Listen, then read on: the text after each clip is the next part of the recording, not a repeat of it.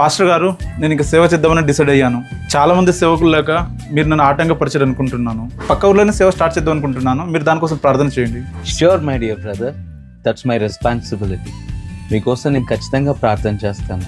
అయితే దానికంటే ముందు మీరు చేయాల్సిన ఒక చిన్న పని ఉంది. చెప్పండి పాస్టర్ గారు, నేను ఖచ్చితంగా చేస్తాను. పైన ప్రేయర్ జరుగుతుంది, విశ్వాసులంతా ఉన్నారు. సో ఇవి మన విశ్వాసుల చెప్పులు. మీరు వీటన్నిటిని క్లీన్ చేయాలి. ఏం మాట్లాడుతున్నారు మీరు? అవి నేను ఎందుకు క్లీన్ చేస్తాను?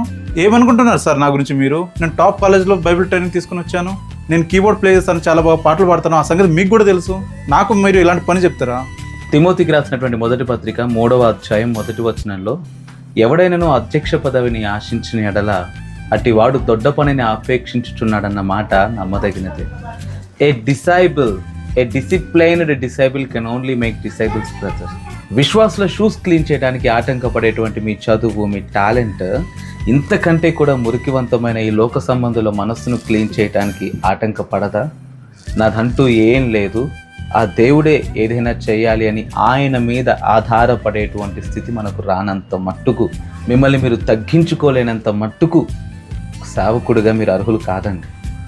సేవ అంటే బైబిల్ పాండిత్యాన్ని సంపాదించడం కాదు, కీబోర్డ్ ప్లే చేయడం, పాటలు పాడడం లాంటి తలాంతులను సంపాదించుకోవడం కాదు. సేవ అంటే దేవునికి సజీవ కానుకగా మన జీవితాన్ని అర్పించడం. ఈ సమర్పణ మీకు కలిగిన దినాన రండి, నేను మిమ్మల్ని ఖచ్చితంగా ఎంకరేజ్ చేస్తాను. థ్యాంక్ యూ పాస్టర్ గారు, నాకు ఇప్పుడు అర్థమైంది.